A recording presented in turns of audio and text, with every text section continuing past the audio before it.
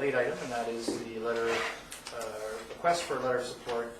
We'll deal with that under correspondence. This is from the Filbert Lodge for one of their grant applications. So with that, a motion to adopt the agenda be in order. Second. All those in favor? Motion's carried. We have two delegations this evening. First of all, we have Linda Stafford from the Comox Valley chapter of the Council of Canadians. Linda, if you could take the podium, and you have 10 minutes for your presentation.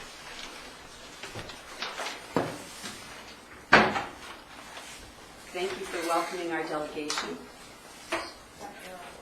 Okay. I represent not only the Council of Canadians Comox Valley chapter, but also the Comox Valley Water Watch Coalition. Water Watch is the group that was responsible for the creation in 2008 of the large three-dimensional map of the watersheds of the Comox Valley, which has been displayed in the regional district offices and in a wide variety of other public venues since that time. I wonder how many of you have seen it. Good. We've also had it in all of the secondary schools in the valley this year, and it was moved back into the Courtney Library just this afternoon. We also wrote and published the Comox Valley Drinking Water Reference Guide in 2006, and in late 2011 the guide was updated and a second edition published. I brought copies today for your planners, Marvin Commends and Gail Andestad. The 5 goals of Water Watch are to evaluate the status of local watersheds and help to build a regional watershed management plan that ensures long-term sustainable access to clean water for all, to help create and support legislation which will protect, maintain, and improve water sources, to help create and implement water policies on a local, provincial, and federal level, to develop public education programs on water conservation and water issues in general, and last, to encourage greater public awareness of and involvement in drinking water management. The Council of Canadians is calling for a national water policy that protects Canada's water from bulk exports and privatization for 5 reasons. 1, the free market doesn't guarantee access to water. 2, bulk exports could open the floodgates to trade challenges. 3, Canada's water supply is limited. 4, public water is safer, cleaner, and more affordable. And 5, water is essential for people and nature. We are here today to ask you to pass 3 resolutions which will designate the town of Comox as a blue community. A blue community designation has been adopted by the city of Burnaby, the 3rd largest municipality in BC. We hope you will join several other BC municipalities, including Victoria, Port Alberni, and North Vancouver, who have been designated as blue communities. A blue community is one that adopts a water commons framework by taking 3 actions. These actions are recognizing water as a human right, promoting publicly financed, owned, and operated water and wastewater services, and banning the sale of bottled water in public facilities and at municipal events. A water commons framework regards water as belonging to no one and the responsibility of all. Because water is central to human life, it must be governed by principles that allow for reasonable use, equal distribution, and responsible treatment in order to preserve water for nature and for human use now and in future generations. Canada's waterways are increasingly polluted and depleted by unsustainable industrial, agricultural, and municipal activities. Our water services face the growing dual threats of underfunding and privatization. The need to protect water resources and services is urgent, and governments must play a central role in ensuring water is used responsibly and allocated fairly. The push to privatize Canada's water and sewage systems through long-term operation contracts, also known as public-private partnerships or P3s, began more than a decade ago. The federal government has made water privatization a key part of its agenda in the last few years by committing public money destined for water infrastructure to the hands of private for-profit water corporations through funding mechanisms aimed at promoting P3s. In the meantime, the bottled water industry sells water, what should be a shared public resource for huge profits. Greenhouse gases are emitted and watersheds destroyed as a result of the production and transportation of bottled water. Bottled water production places a huge stress on increasingly scarce water resources. The waste generated by the bottled water industry places a huge stress on our already overtaxed waste management systems. The industry claims bottled water is healthier and safer than tap water. However, there is much better regulation of public water systems than of the private bottled water industry. Often, bottled water is actually tap water, bottled and sold at prices 1,000 times higher than citizens pay for the tap water provided by our municipal and local systems. The Government of Canada has recently signaled its intention to announce at the Rio 20 conference, which opens today, its intention to recognize water as a human right, joining with a majority of signatories to this United Nations resolution. Municipalities and regional districts have the responsibility for water quality, supply, treatment, and conservation. The adoption of a water commons framework to address these problems at the community level is crucial to preserve water and ensure fair access to all. We encourage you to pass these 3 resolutions, which will establish Comox as a blue community. 1, promote publicly financed, owned, and operated water and wastewater services. 2, ban the sale of bottled water in public facilities and at municipal events. And 3, recognize and declare water as a human right. The passage of these resolutions will help to ensure the provision of safe, potable drinking water for our community now and in the future. Thank you. If you have any questions, I'd be happy to. Questions from members of council? Seeing none, thank you for your presentation. Thank you. Okay, we have Cindy Major here from the Canadian Union of Public Employees regarding communities day. Welcome, Cindy.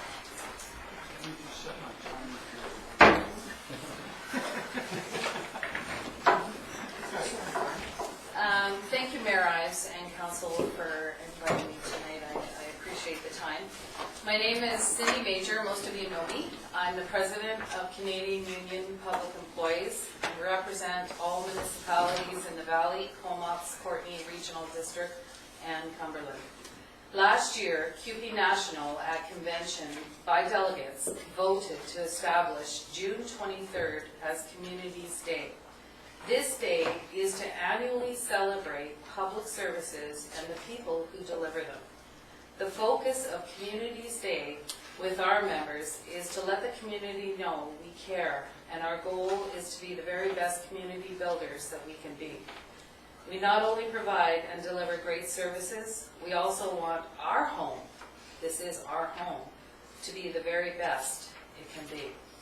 QP 556 presently is involved or makes contributions to the Children's Development Center, Music Fest, the Green Initiative Bottle Free, which was great to hear that. We also are involved in the Cumberland School Lunch Program, the Dawn to Dawn program for the homeless, the food bank.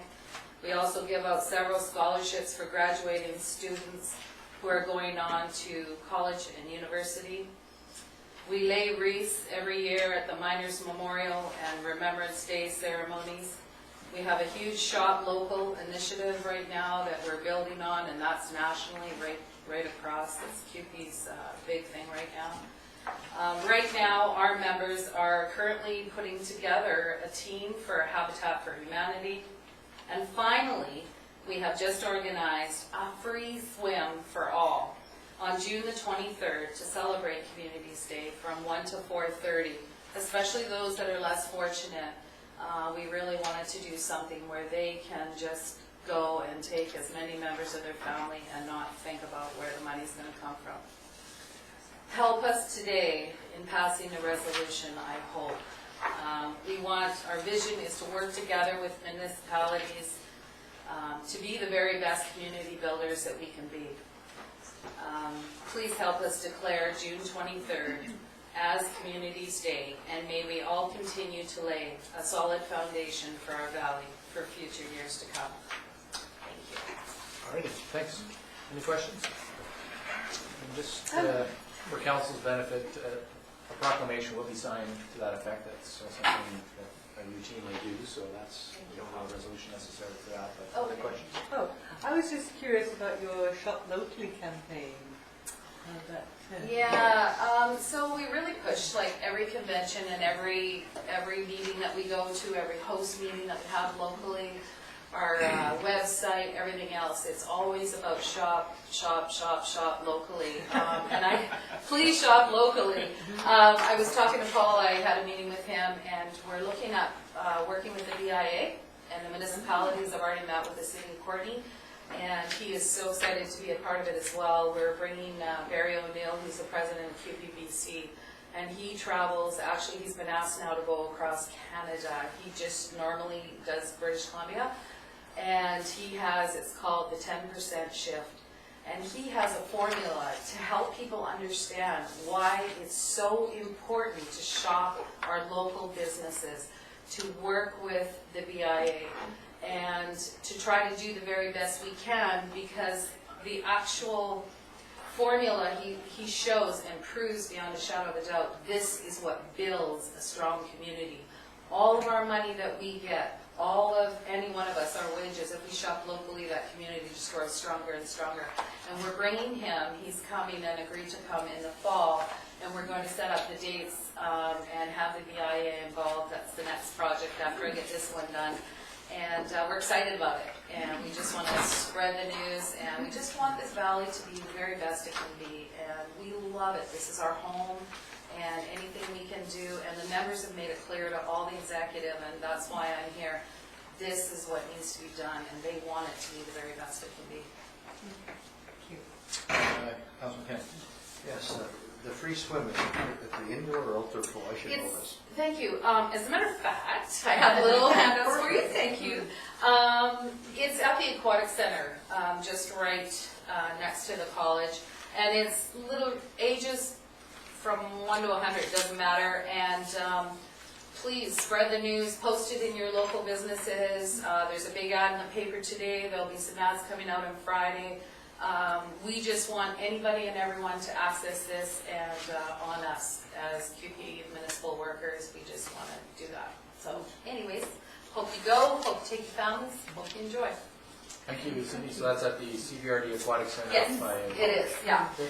Yeah. All right, thank you for your presentation. Okay, great. Thanks, you guys. You had mentioned that you are going to sign a proclamation. I mean, would it add any strength to it if we have a council resolution? It's certainly possible. I mean, typically we don't do resolutions the same day as delegation, but time is somewhat of the essence here, Yes. so we could probably do that. I think there's two samples, one called traditional and the other called clear language. I think you can pick one of those if you like and make a motion. Let's pick clear language. Sounds good to me. I'll second. Moving in second, any further discussion? Those in favor? That's carried. So, Shelley, if you could get that one onto the usual proclamation form and then put it in the minutes, of course. Thank you. Thank you. I just want to, because normally we deal with these at the end of new business, just to, so I'm strictly correct, because I would like to look at the proclamations that have been asked for by the first delegation. So Yeah. is there any new business to Well, place, no, or- normally yeah? we don't deal with resolutions coming from delegation until the following meeting. That's under a procedure bylaw, unless there's time of the essence here, of course, which we're dealing with. So we would ask staff to bring those back to us after the meeting in July. Okay, so it's a procedure for me to ask that those three, or would they just naturally come back? No, they would come back. Okay, Yeah. great, Thank thanks. you. Okay, seeing none further questions, no further questions on those things. Minutes of the May 16th council meeting for approval, please. Move receipt. Second. On approval then, all those in favor? Motion's carried. Manager report for receipt, page 29. Move receipt. Second. On receipt then, all those in favor? Motion's carried. And there's nothing to report on any of those things at the moment. Excuse me.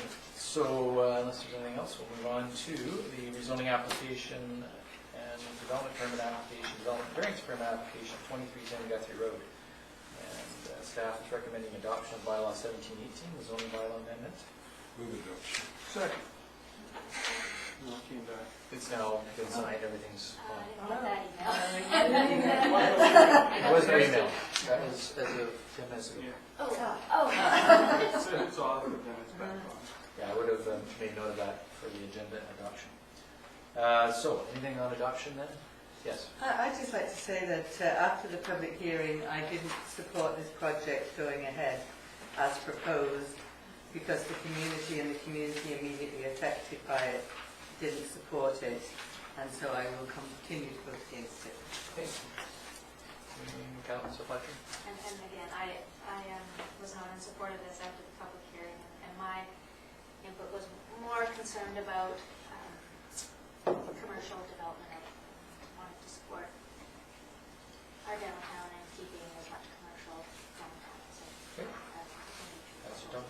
thank you. I'd just like to say that we're guided by our OCP, which is still extremely fresh, and that area was designated commercial. And if we're going to continue, I mean, I know there was some opposition at the public hearing, but every proposal that's going to come before us, we're going to experience opposition. And if we let the neighborhood, the immediate neighborhood, govern what we're going to do, we're going to have an entire town that is full of residential, single-family lots, 60 by 100, and our OCP was a waste of time and effort. And, you know, it's tough to make decisions in face of opposition, but that's why we're elected. And we're elected to, and we paid good money for our OCP. And so I'm speaking in favor of this because that's why we have an OCP to guide us with this. And we've got to be strong in face of opposition when it comes to adding teeth and credence to our credibility to our OCP. Anything further? Yes. Well, yeah, we just had a meeting on Wednesday too with, how we can get some revitalization. A lot of it was to do with downtown. And the comments that we kept hearing was that you have to have some certainty in your zoning and your OCP. If you don't have certainty in those two documents, who would ever buy anything and ever go to the next level and do anything with it? If you can't count on what our own documents say, then there's no certainty and you can never get your vitalization plans going. So I would be in support of this. Okay, we're speaking to 2310 Guthrie Road. Yep. Okay. Councillor Payne. Yes, I voted against the motion, and I appreciate that supporting the OCP and development that comes to that. But in the public hearing, I heard unanimous. I thought that the folks felt that they hadn't been consulted, and I also weighed the vacancies in other areas in town and businesses that aren't filled in the mall and other areas, and I wondered whether that's the best place for a development like that. And in my view, looking at that, that led me to vote against the supporting the motion. However, I do support the OCP, and in that case, I think just the location is the issue there, and that the communication with the neighbors was not did not seem to be fulfilled in an appropriate manner. Okay, Councillor Swift, do you have anything to add? Well, I think that I agree with Councillor Grant that we need to support the OCP. I think the types of businesses that we tend to get on the outskirts of town are different than the types that we are hoping for within the town limits. I understand the neighbors' concerns, but any kind of development is going to be a disruption to the neighborhood, and I think looking at the plans that they've done a good job in trying to do the best job of putting a development there that's going to be compatible. So I'm in favor of this development. Councillor Thomas. Well, just in response to what Councillor McKinnon said, it's not our job to alter the laws of supply and demand, or, if there's developers who want to come into our town and they look at a piece of property and the project that they want to do is consistent with the OCP and the zone, then, you know, that's what we should look at. We shouldn't look at the vacancy rate in our town because that's something he should do as a businessman. We're not here to, sure, I mean, let's just shut down all development until everybody's buildings are full.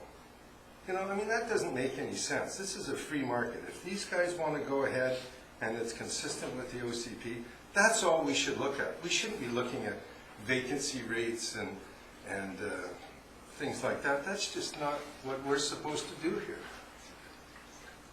Okay, Bob? I appreciate your point of view, Councillor Grant.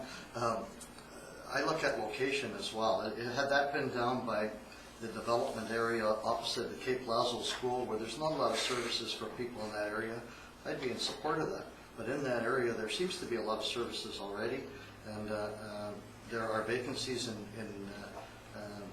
for businesses in the mall, and there's lots of services provided in that area. And I think as a councillor that we should look at that and give some direction when we have issues like this. All right, are you ready for the question? No, I'd just like to say that why did we all vote in favor of the OCP as it was written? Because that was clearly designated commercial and has been designated in our commercial for well over 15, in our OCP, for well over 15 years, long before there was any residential in that area. And, you know, and what you're saying is exactly, let's alter the laws of supply and demand here. Let's curb supply until demand increases, and that's just not what we do around here.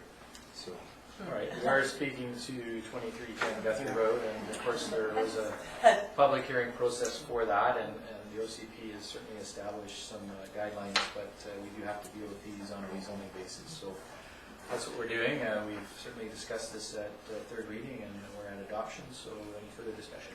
I'd just like to say that I would really like to see developers working closely with the community around them, and I think that's when you get the best decisions and the best development. And really, we have, you know, a public hearing is a public hearing, and if we are to say that whatever you do and say when you come to a public hearing is worth nothing because there's a general line in the OCP, then I think that would really dispirit people and work against people, citizens being involved in what their city, their town, what the future of their town looks like. So you know, I appreciate we all have different views around the table. Sure. And Well, I mean, certainly from the long-term perspective, both looking ahead and looking back, this development has been discussed for a number of years. It had perhaps the misfortune to be caught in the OCP process in terms of timing. I know that the developer, from the initial submissions that I recall seeing, hearing about, had quite a bit more commercial. There's certainly a residential component to this, and I think there's been a softening or a buffering, if you will, with the neighborhood. So I think there have been some efforts made to accommodate those concerns of the immediate neighborhood. That being said, there are going to be issues that won't meet with all of the immediate neighbors' concerns. But I would hope, on a long-term basis going forward, as it's built out over the next 10 years, that those neighbors would, instead of getting in their cars and driving to Costco, would perhaps walk out the back door very conveniently to avail themselves of some of the services there and across the street. So it's all about taking a longer-term perspective, which I suppose is what the OCP has mandated us to do, and to take into consideration neighborhood concerns. I think the developers made some steps in that regard over the last 2+ years. So at this point, is there anything further that anyone wishes to add? If not, are you ready for the question? Okay, all those in favor? Those opposed? 3 opposed, motion's carried. And in terms of the phased development agreement, bylaw 1720 is before us for adoption. move adoption. Second. Adoption, anything further? All those in favor? Those opposed? 3 opposed, motion's carried. And on issuance of the development permit 09-10, subject to DP conditions contained in Schedule 1 of the planning report. Move issue. Second. Further discussion? All those in favor? Those opposed? 3 opposed, motion's carried. And then lastly, on this one, that the development variance permit be issued subject to the variance permit conditions contained in Schedule 1 of the planning report. Second. second. Any further discussion? Seeing none, all those in favor? Those opposed? Three opposed, motion's carried. Okay, that takes us through to special reports. We have, I think, a series of minutes from the Cycling Task Force for receipt. Move receipt. Second. Receipt that, all those in favor? Motion's carried. As our representative, Councillor Price, is there anything you wish to highlight in this regard? I think, in a nutshell, ensuring that cycling is considered as a legitimate form of transportation when designing new developments and investing in retrofit projects is probably the key to it. And there is a piece on what's intended to be done with the $10,000 from the regional district grants, and those are listed in there. So really, if there are any questions, I'm here to try and answer them. I was interested to note the attendance of some expert, I can't remember his name now, Google. and he was going to be looking at the Fitzgerald bike lanes, I believe. So, you know when that's going to happen? I will check. I think it was coming up while I was away, so whether that got postponed, Yeah, I heard I'm not sure, because he's certainly there at a staff level too Okay. to talk to all the communities in the Comox Valley. So I will check that. Okay. Any further? Seeing none, we'll move on then. So we have bylaws, the Comox bylaw repeal bylaw for adoption. Move to repeal the repeal bylaw. No. I'll move the adoption of the repeal bylaw. Thank you. Sorry. Any further on that? Seeing none, all those in favor? Motion's carried. Adopt it. Yeah, a couple typos here. Adopt There's a it. spell check a bit on. All right, under new business, we have the notice of motion that staff have been working with Councillor Ken Grant, as well as UBCM staff on the gas tax money. So, Councillor Ken, would you? Yeah, so without reading through them all, I'll just give you the first whereas really talks about the fact that the Build Canada plan will be expiring and get in 2014 and the gas tax in 2015.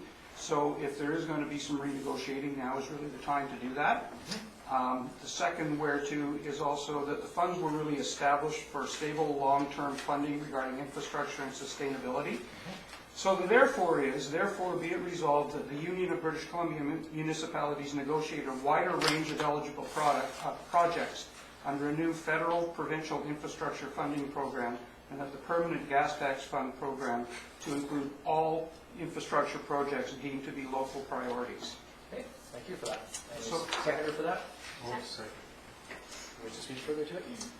No, it's just the intention here is to widen the scope so that we can use some of this money for other projects such as roads and sewer and the other issues that we keep coming up with.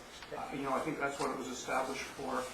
And also that many other of the provinces, and I don't know how many, but I'm going to say the majority of other provinces don't have the stipulations for the reduction in greenhouse gases on theirs. And so I thought that this would just help even the playing field and help us in our infrastructure goals that we have.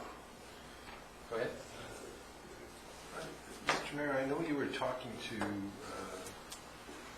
Frank Leonard about this. Yes. Were you able to get any more information on why UBCM established those parameters, whereas the other provinces, I mean, I know the other provinces are dealing directly with the feds, but...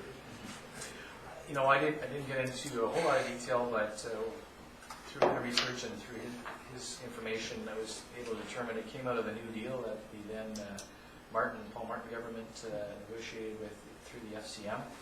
And when it got down to UBCM, I guess the New Deal was focused on sustainability initiatives and sustainability type infrastructure. And UBCM got involved because the province here, the provincial government, wanted to sort of take out the middleman. In other words, have this gas tax money flow directly through to the municipalities. So UBCM was able to negotiate that in an agreement, and the terms and conditions on it are, I guess, well known to us now around clean air, clean water, and reducing greenhouse gas emissions. So that was the focus. I understand prior to that there was a big move by the federal government at the time to strictly limit it to transit projects. So they did negotiate a bit of a broader mandate, but obviously other provinces perhaps have taken a more active role in broadening it further. Now, that being said, my understanding is that in those provinces, the municipalities do not get 100% of it, that there is some money held back, if you will, by the province for larger projects. So that was the negotiation at the time, and no doubt UBCM will be involved, and it's quite timely in bringing this forward to UBCM this fall. So as the working committees get going on this, I'm sure that they'll take that into consideration, assuming it passes. Good. Well, thanks for your Yeah, no, it's good. research on that. It's good to go back and check it out and see where it came from, because I agree at FCM and Saskatoon, we did hear from other communities that we're using it for things that perhaps we're not able to, we are able to use it for things like roads, but only to the extent of bike lanes and sidewalks. So I guess that's where we can broaden that further. And the intent of this motion is not to get rid of those kinds of projects, No. it's just widen it so that, so that we can use it for other things. No, and I think, So we can prioritize. yeah, and I think the drafting of this resolution might even get us a gold star when we get to UBCM. It's got the two whereases and the resolution. So Yeah, I like that. well done to you. Whereas the CAO, yeah. So, all those in favor? Motion's carried, and look forward to that discussion in UBCM in Victoria at the end of September. At the same time, staff have brought forward at my request the FCM Target 2014 resolution, which, as you may recall, at FCM there was a campaign. Now, this one won't get the gold star, unfortunately. But, You get to read it, though. this one goes through to directly to the federal government in any event, so it won't go to UBCM necessarily. So this is FCM, where they've got a campaign, again, similar to what we talked about a moment ago, about renewing the infrastructure programs and ensuring that there's a seamless transition from the Building Canada Fund to a new long-term plan. And the campaign has been launched by FCM. Of course, we showed the very Urbanic rant last meeting. And of course, the infrastructure needs do continue, whether it's for road rebuilding, water, sewer, etc. And that the resolutions that we're asking council here to support, very similar to what the City of Kitchener and other communities have done across Canada in the last couple of weeks. Resolved that council endorse the FCM campaign and urge the Minister of Transport Infrastructure and Communities to work with FCM to ensure the new long-term infrastructure plan meets the core infrastructure needs of cities and communities, and further resolve that council urges this minister to ensure that the new long-term plan is fully in place when existing programs expire in 2014, and be it further resolved that copies be sent to the federal minister, the provincial minister, and our MP, John Duncan, as well as to FCM and to UBCM, just for information. I would move that. I'll second that. So, and just to highlight that at FCM, those who were there certainly heard the federal minister commit to making sure that we did not lose a construction season. And there's a series of roundtables being planned across Canada over the next number of months, so that by 2013, hopefully that'll be in place for before it expires in 2014. Certainly help us in our budgeting process going forward if we know what we're going to get. So, with that, anything further? All those in favor? Motion's carried. Alrighty, so moving on under new business again, rezoning application RZ 11-12, Laszlo Campground, and bylaw 1722 is before us for first and second reading at page 81. I'll move that. Second. Alright, any discussion on that at this time? Yes.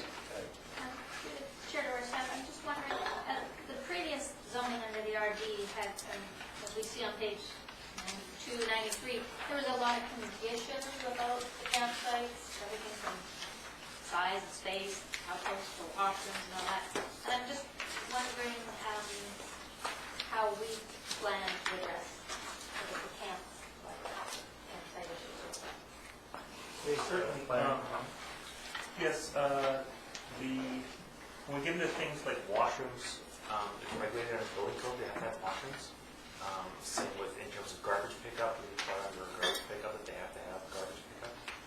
So wherever there was sort of redundant regulation that was getting caught under something else, we took it out of the regulations. Other than that, we tried to keep in the majority and we didn't have the minimum 110 square meters campsite area because we created an absolute cap as to the number of campsites that they have. So instead of, if they don't have under the regional district, they just say it's a minimum of 110. And however you can. What we did, we took a look at it and actually went out on site and counted the number of sites and then capped it at that site so that we wouldn't get more intensive campground use in the future that might alienate the neighbors. Great, thanks. Councillor Tom? Do we know how many sites that are being grandfathered under this? I'm going to guess less than 10. There's a number of, you're talking about the mobile homes and so on? Well, Yeah, this- as far as how long that they're allowed to stay. I mean, Oh. I don't want us to pass this bylaw and then 2 days later, our bylaw enforcement officers out there kicking people who've lived there for 10 years. Right. No, there's two things that would go on. One is the permanent residents, they were a non-conforming use under the regional district. That would not change under this bylaw. And it's extremely problematic when you start looking at things that have been there for a long time as to when they were created and how long they've gone on. But that situation, in terms of the permanent residents, will not be impacted in any way by this bylaw change. It was already established under the regional district. The regional district had no allowance for permanent residents other than essentially one accessory building site. So my brief understanding of that site is that at one time it was an RV park and then it somehow got changed to a campground quite a bit in the past. So that won't change. The only thing that, in terms of occupancy, that would change is for those not legally grandfathered, non-permanent residents. So the idea, the ones that are being rented out as a campground or an RV park, if they have historically been rented out for the longer stay of the 86 days. of the TC2 zone, they would be maintained if they were, with the 6-month period. If they weren't being rented out on 6-month periods, they were simply being rented out on a lower rate, then ours would apply. So is the short answer to my question that we are not going to displace any long-term residents? Is the answer to that? Short answer to that question is that this bylaw will have no impact on the legality or our actions on the long-term residents. Thank you. That will be a separate decision that will be based on the facts of the situation and council's decision on those. I wonder if now is the time and place to take care of this. You know, can we just remove that out of the bylaw, do an amendment, and take that right out? 28 consecutive days and 186 days in a calendar year? Why don't we just take it out of the bylaw? Well, the intent, the direction that staff understood was to allow for a campground. If it was to allow for RV park or permanent residency, we never understood that was the intent. And that was not an allowance under the previous TC2 zone. So if council wishes to go in that direction, we can definitely look at an amendment to propose and bring it back and forth to you. Yeah, I think this stems from the OCP discussions, and the owner is concerned that his campground use wasn't being specifically allowed. So essentially what I understand the planning department telling us is that the long-term residency is essentially grandfathered, and as long as that continues unabated, I think you have a 6-month gap that you can go to, as long as if somebody leaves and then they're gone for 6 months, then they would lose that grandfathering. They would have lost that anyway. Then what we're doing here is passing a bylaw proposing a bylaw, zoning bylaw that would essentially allow for the campground use, and the criteria of 28 days and 186 days is, from what I understand, fairly standard for campgrounds. Oops. And I would say that the whole purpose of that stems from the owner's request to address the campground use. So I don't know if I've got that all exactly right, but that's my understanding. So if we remove that 28A thing, then it's something more than a campground, is what we're saying. Yes? I sort of got lost in the middle that I was sort of hearing, and Director Grant's question was about the grandfathering in. Yes. And I was sort of understanding from our planner that there wasn't any grandfathering in because No. it hadn't been allowed in the first No, place. they're grandfathered dating back to the regional district zoning, because they're obviously been residents there for a long time. Yes. It was brought into the town, and the OCP designation was given, the zoning of that area changed from TC2 to whatever the zoning is now. And that zoning didn't specifically allow for campground, but again, they were all still grandfathered. So now what we're saying is, based on the owner's request, he wanted something more than legally non-conforming, he wanted something more than grandfathering, so we're saying, okay, for those residents, long-term residents, nothing's going to change, and that the campground use will be specifically allowed on these terms. So the long-term residents are grandfathered in. They have been, and that hasn't changed. Okay. The only way that will change is if somebody leaves or vacates for more than 6 months, under the rules of the Open Act. Well, what I'm concerned about is that, we don't live in Alberta or Saskatchewan. We live on the West Coast, and we've got a fairly mild climate.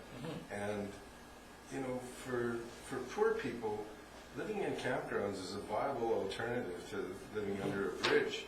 And, it's fine that we're going to grandfather those that are already there. But I think we should make the opportunity available to the less fortunate, where they, if they can get a trailer, they could move in there. I don't know what the rent is. Well, currently that wouldn't be allowed under the zoning, under the TC2 zoning or the new zoning. It would have to be expressed intent on the part of this council to allow a more intensive use of the property. And that's the question, I guess. The number of sites is limited to 60 or 61, and if we were going to allow for a more intensive use of that property than currently, then that would be, I guess, another consideration. Is there a sense of urgency about this?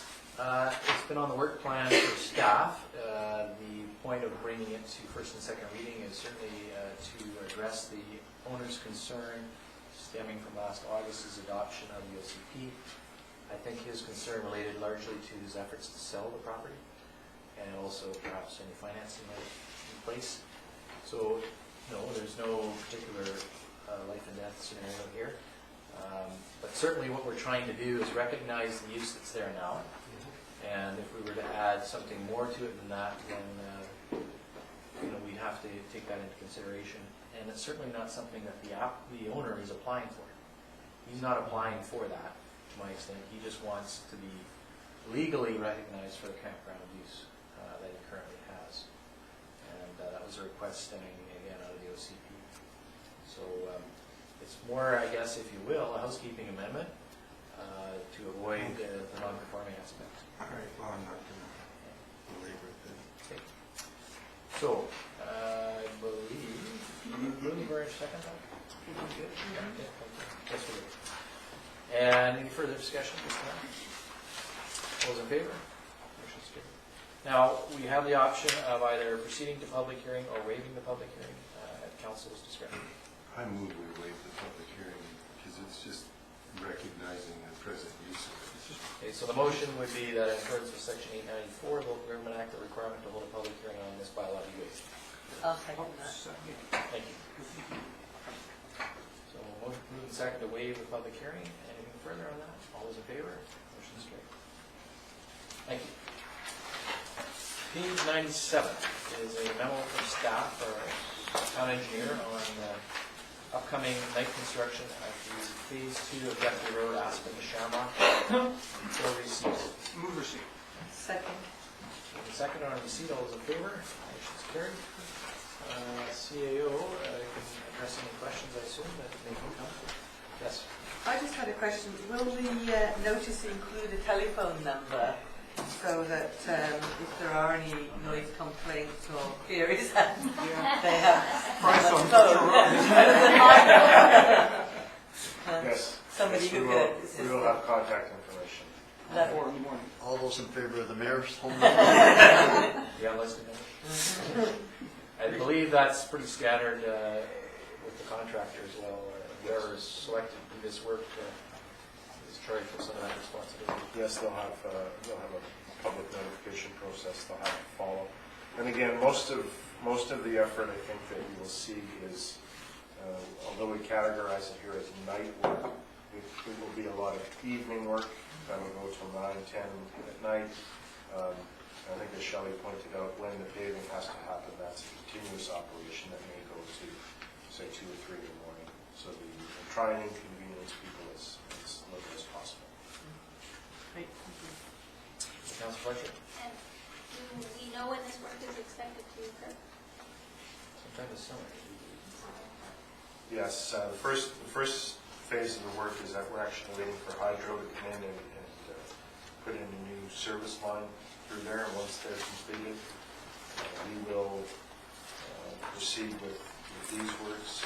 And more than likely, you'll see this project happen in August, after the long weekend. Okay. All righty. So that was just for receipts, and nothing further required there. Then our Director of Finance has asked us to provide a resolution addressed to the Ministry of Community Sport and Cultural Development to authorize the write-off of $432.90 in property taxes for folio 82810-021, along with $77 in penalties and $2.34 in interest for folio 721.6. Move that. Second? Seconded, and just so you're aware, that has to be done through the ministry, it can't be done by us. So, all those in favor? Motion's carried. All right, now at page 101, we have some additional annual public reporting for receipt. And the motion, staff are asking for a motion to receive the draft 2011 Statement of Financial Information, 2011 Continuity of Development Cost Charges, and the report on the effect of the exemption bylaw on 2012 property taxes. What's that? Second. Moved and seconded. Any further discussion? Seeing none, all those in favor? Motion's carried. And also that the draft 2011 Statement of Financial Information be approved. Move. Second. Second. All those in favor? Motion's carried. Okay, at correspondence, we have the request, as we get annually, from the Comox Valley Roadrunners for the 4-mile race on Mount Police. Receipt, do we grant permission? Okay. Second. And we nominate Councillor McKinnon to run again. I don't know if I can make it this year. All those in favor? Motion's carried. You might be in Halifax with those boys. They're back from their trip. We have 2 further letters from residents regarding the minimum rate increase, so. Move receipt of those, both? Seconded, and staff have provided a response that I've been addressing back to the people, and I think we got a further response that they're requesting further information, so we'll certainly provide that. At the same time, all those in favor of receipt then? Motion's carried. And Yes? I just wanted to ask, does the letter speak to a possible paying by installments? One letter. Not as of yet. That hasn't been determined as a staff level yet. It's an annual payment currently, correct? It's an annual payment, and it's required in advance, and there's a 10% penalty if it's not paid in advance. That's in our current bylaws, and that's been the process for decades. So we don't have an installment plan at this point. Because the second letter writer, I think, raised some good points. And certainly one of the reasons I voted against the increases that we put in this year and are proposing is that they are large. So I wonder if it's something we can consider. And I also think that the committee, the Marina Committee that was suggested, is something that we might want to take up again. So I don't know where would we Well, begin with that? first of all, on the issue of installment payments, you would have to make a motion to direct staff to bring that back to us for further discussion. And then secondly, the Marine Enhancement Committee, that remains to be determined. The mayor has some prerogative to establish select committees, but at this point, we're waiting to see what comes out of the work plan in terms of the community boardwalks phase, determining what kind of process we want to go through. So I have been reluctant to establish one. That being said, council can establish a standing committee if it so chooses. But my preference would be a select committee if necessary to deal with the boardwalks. And I know Councillor Ken was a chair of, or involved as a vice chair, perhaps, as the previous council had a committee of same. And we're trying to limit the number of outside committees and select committees just to do work at this table, either committee whole. Well, and we kind of came to a place with that, as you did too, when you were on there, where until sort of town got going on something, we took as far as we could go until we got to that place. So I think it's now incumbent upon the town to come back, and I would agree with you that that's the right way to do that. So it's something that staff will bring back to us and determine how we want to deal with the public process on that, whether it's through a subcommittee or select committee, or whether it's through committee the whole process, or open houses and so on and so forth. So there will be opportunity for input, no doubt. Vis-a-vis, as far as rates go, that is something that's clearly in the prerogative of the town and its council. I don't see a Marine Enhancement Committee, I never have seen us deal with that issue at all. So we had representation from all three marinas. I don't think it's fair to get a Marine Enhancement Committee to take that on anyway. That, I believe, should be our thing to do. Well, yeah, setting rates, whether they're setting tax rates, utility rates, or marine rates, that's something we should do. So, back to your initial point on the installment plan, I guess if you wish to make a motion to direct staff to look into that, we certainly entertain that motion. So moved. I'll second that. So, direct staff to investigate installment payments for marina fees. Just to clarify, are we being asked to look into an installment plan that somebody can come and pay on a monthly basis in advance of their tenancy? Or are you suggesting that they pay as they go? I think it'd be good to look at the options. So what I gathered from these letters, that for some people it is getting increasingly difficult to make that payment. So I think whatever works, you probably, and the treasurer has a better idea of how we do it. I'm sure that there is some payment in advance rather than behind the eight ball. Maybe it's every quarterly or... Okay, well, we'll just leave it general for the moment. It's been moved and seconded. Discussion. And Ken, then Patty, and then Tom. Yeah, no, anytime I've ever been involved in any of those kinds of things, it's always been paid in advance, and there's always been an upcharge on it as well, so that you didn't, you had to pay extra if you were going to take that option, and you always paid in advance, otherwise guys pull their boats up and you never get paid for it. Okay, Patty. Yeah, I was going to say, well, the pay in advance, and I believe we do that with property taxes, people can pay in advance. And then There is a 10-month program if they're paid up over the year to the point of tax time. Yes, I do believe that's what we do. Yes, and we pay a small amount of interest, currently 1% on property taxes. It gets a little more complicated with other things, partly because for property taxes, Canada Revenue Agency says that any interest earned we don't have to issue a T5 on it so long as the funds are applied to property taxes. That's very specific for property taxes. Anything else, I have to start considering any interest in income earned is subject to T5 reporting rules. And, sorry, and just further, I was going to say, a lot of things that you do rent, whether it might be a storage container or it might be a home, you pay month by month. So I think it would be onerous on our staff to collect monthly, but maybe we can find some middle line. Okay, well, let's see where we go with this motion. Well, just to follow up on what Councillor Fletcher said, our staff is, quite busy in the finance department as it is, and to add another burden on here, and I do feel sorry for this guy, that we can't afford to make him, but he should work that out internally rather than expect us to do it. And I'm not going to be in favor of the motion just because there's going to be added costs involved to the town, and it's only one or two people that are really write it to us, and there's ways that they can figure that out. I mean, if they want to set money aside every month, so knowing full well that their bill's coming due in a year, then they'll have that cash saved up. Yeah, I'm of the same view. I can't support this going forward to staff on that basis because I think it will be onerous for our staff for limited benefit.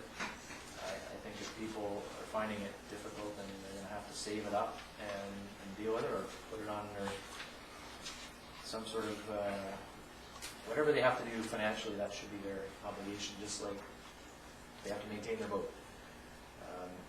I wouldn't want to see a scenario where somebody's paying monthly and then you got to chase them around because maybe they're not there, maybe they're, it gets to be quite a headache. I think it's a lot simpler, and it hasn't been obviously over the years just to pay on an annual basis. And the fee increases that we've looked at are higher than the rate of inflation. We've given lots of rationale for that, and we're going to work away at making that marina a better place, and the money will be going into marina-related facilities. So it's not like some have said that it's a cash cow going into, paving roads.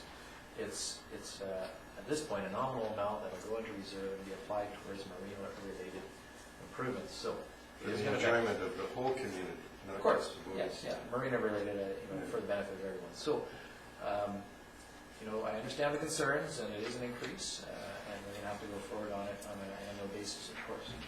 Well, maybe instead of storage wars, we could have wharf wars going on down there, and the auction going. There are some boats down there that haven't moved for a while. Yeah, exactly. All right, are you ready for the questions? So the motion is to direct staff to investigate installment plans for marina rates. Those in favor? Those opposed? Motion's defeated. All right, moving on. We have another piece of correspondence to deal with. This is from KBICC. CEO will probably have to speak to this. Fortis BC, which is a natural gas company, is looking at a rate equalization program. I heard something on the radio to that effect today, and they're making application to the Utilities Commission, which will have the effect, if approved, to reduce natural gas rates for our area and increase them for the Lower Mainland, to my understanding. So on a common rate basis, they're looking for some letters of support for their submissions to, I believe, the Utilities Commission. Any more than that? No, I think that the ICC information explained it quite clearly, and it's something that is supportable. So we can do a letter of support relatively straightforwardly? I'll move that and ask that we send a letter of support. Okay. Any second? Further discussion on that? Seeing none, all those in favor? Motion is carried.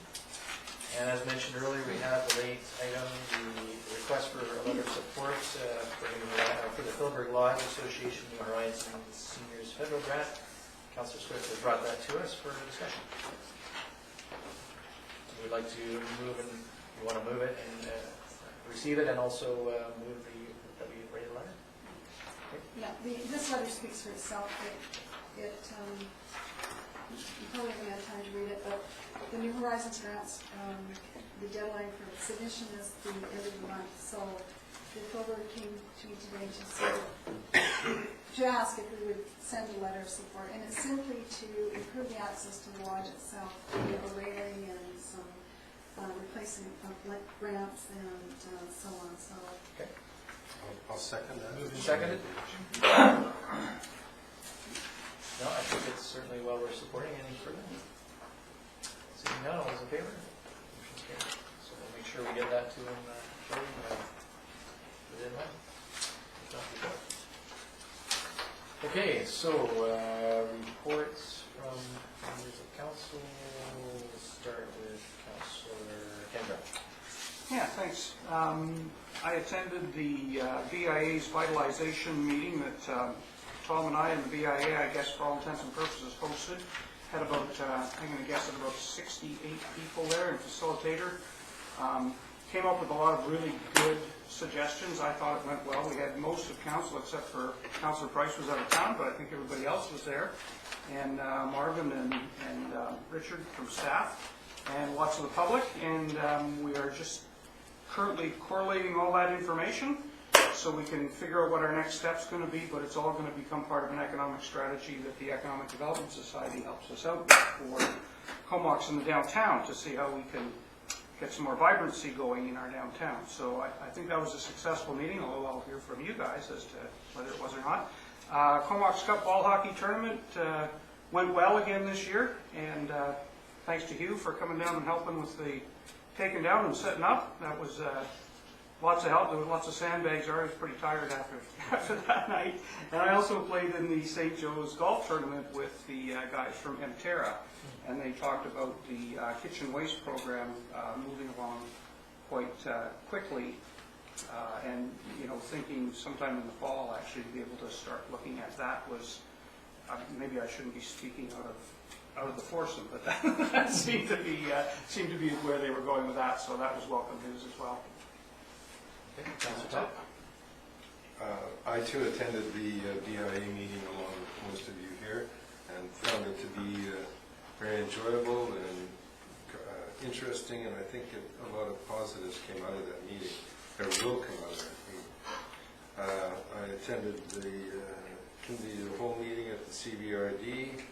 I chaired a water committee meeting last week, and I went to the Comox Cup and watched several of the games, and boy, it's sure getting competitive and hard fought, so it was really enjoyable to watch.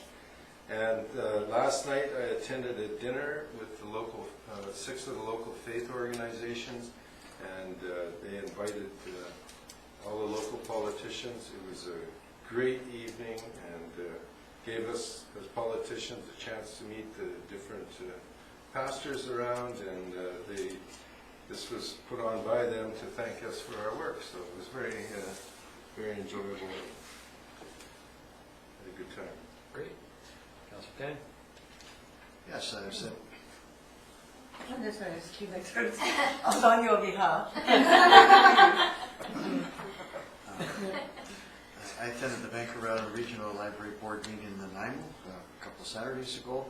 I attended the Isfeld Secondary Athletic Banquet, lots of Comox youth and being acknowledged there. I was at also attended the Youth Ecological Restoration Celebration with a number of youth from Comox that we recognized.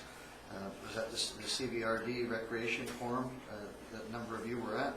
Also attended the BIA Vitalization meeting, and I'll add to what the other councillors have said, there were some new folks that were there for the first time and were very excited about being invited and having their voices heard, and they want to go forward and add opinions as well.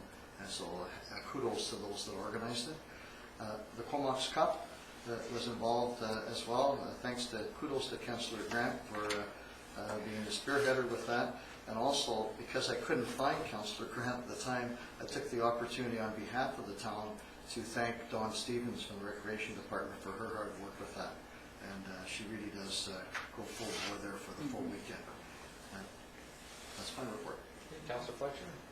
Thank you. Since I was last year, I attended a transit review panel meeting in Nanaimo on behalf of the chair of the regional district. That review panel was mandated by the Ministry of Transportation, and they were reviewing all issues and concerns with BC Transit, so it was a really good opportunity to express our concerns and our appreciation for the transit service. And then I had a great holiday, thank you very much, and came back, and on June 11th was able to attend the Highland School Bursary on behalf of their eyes.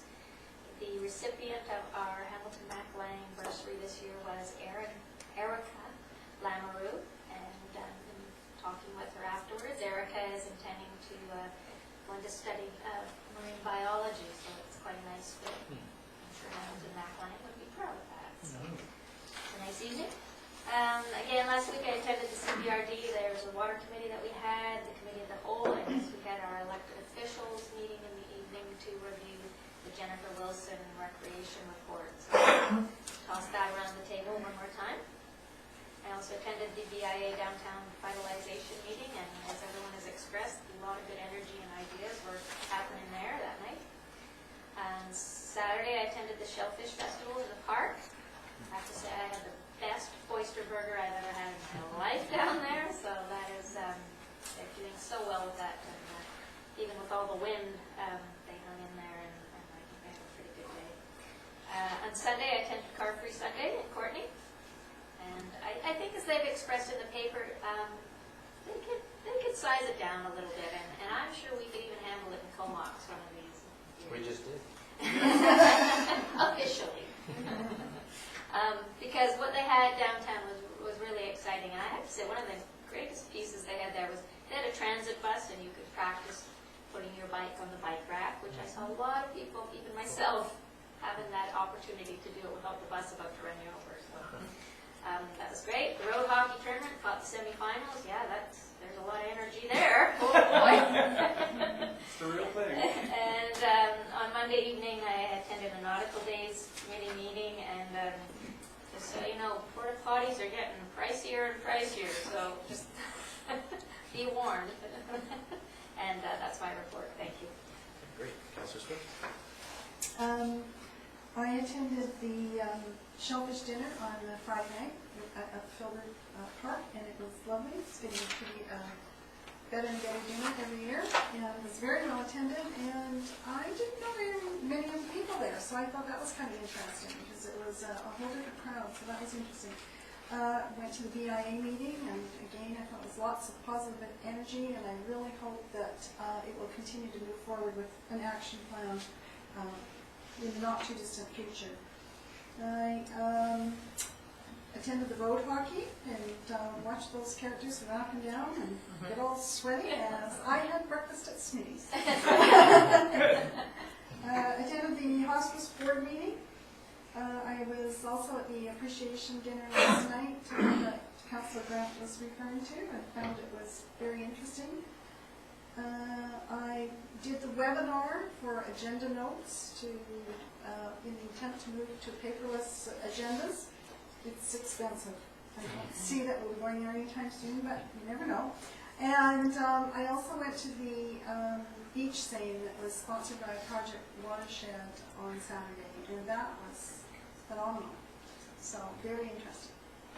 Great. Councillor Price? Well, I have nothing to report. I was largely out of the country, and I missed that wonderful appreciation dinner last night as I was down in Victoria watching my daughter graduate. Appreciation dinner. And it sounded like a great night. Okay, I'll just report on goings on the last couple of weeks. Attended with the CAO the Storm Drainage Open House for Northeast Comox. That public process is underway. And the McElhaney's group is working through that. We had a meeting of the Island Coastal Economic Trust and the North Island Sunshine Coast Regional Advisory Committee.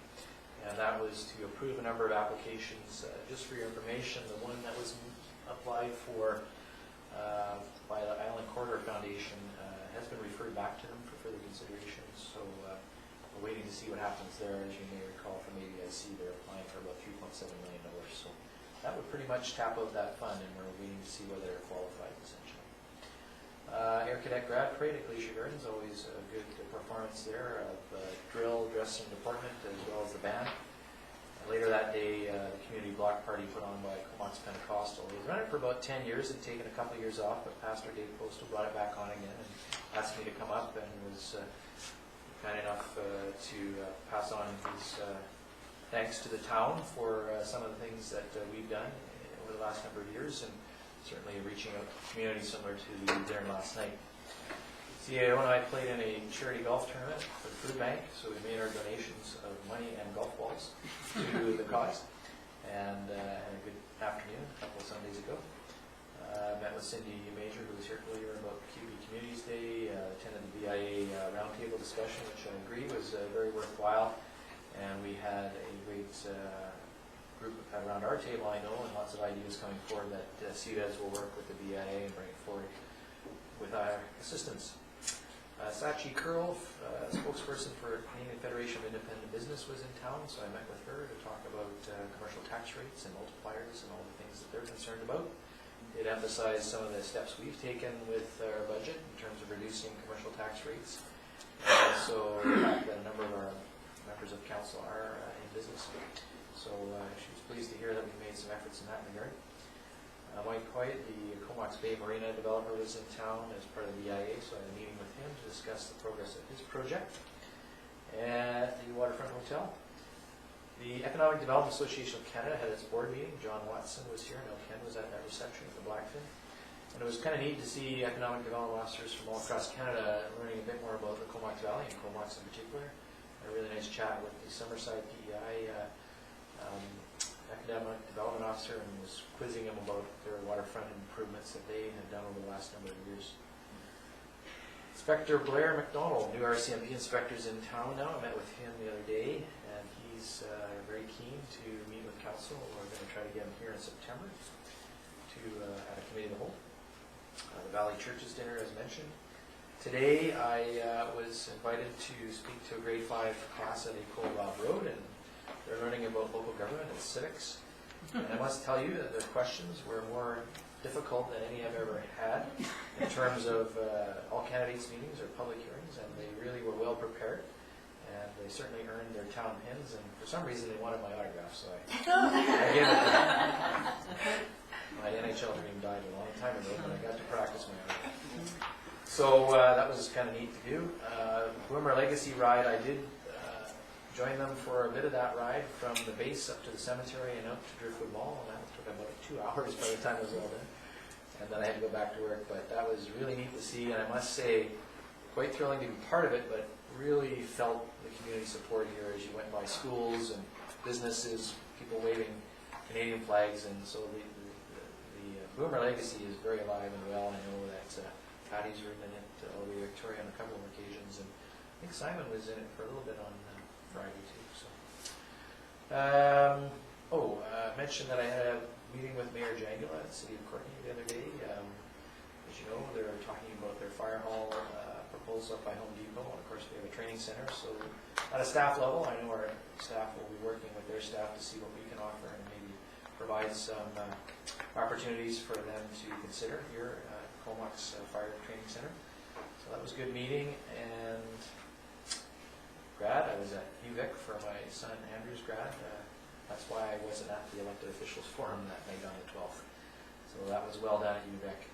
And last weekend I wasn't around the ball hockey very much because I was at the Masters baseball tournament at Bill Moore, and I was called up at the last minute to play with a team from Sontulo, which were sorts of players. So it's a lot of fun, and a little sore come Sunday night. I did want to mention, I saw somewhere in the paper that our Councillor McKinnon is retiring after 34 years of service to the community in the school district. So I guess that means you'll be taking up golf, is that right? Out to the glue factory first. Okay. So congratulations on your pending retirement, and for a long record of service in the community. So well done. So that's our reports. No further late items. Media questions? Any at this time? Nope. And Dr. Davis, you're a member of the public here, so. Thank you, Your Worship. Don Davis, citizen of the town of Comox.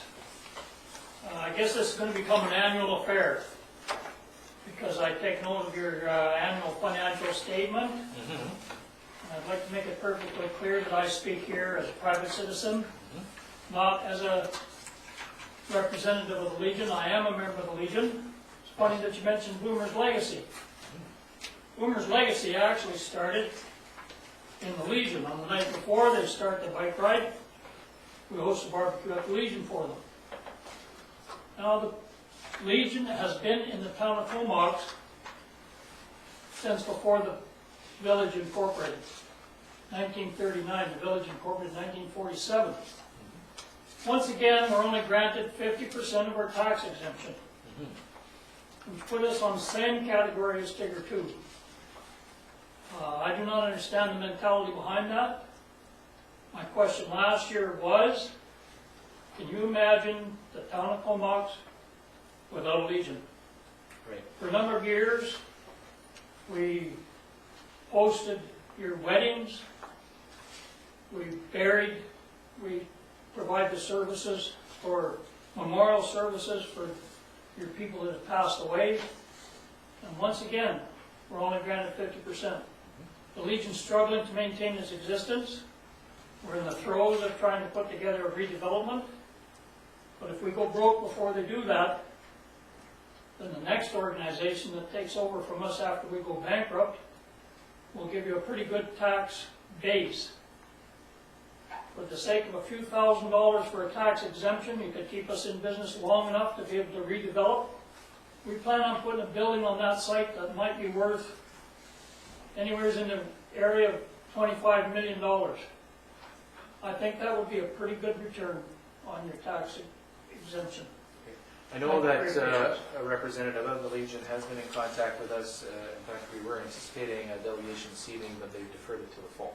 So we have to make those decisions by the end of October, I do believe. Yes. I'm sure that the representative of the Legion hopefully will come here in September, October to make that very pitch. So thank you for reminding us of that. And the role that the Legion plays certainly is important. Thank you. Anything further? Seeing none, a motion to adjourn. Move. All in favor? Carried. And we're at a public hearing in 15 minutes. Next door.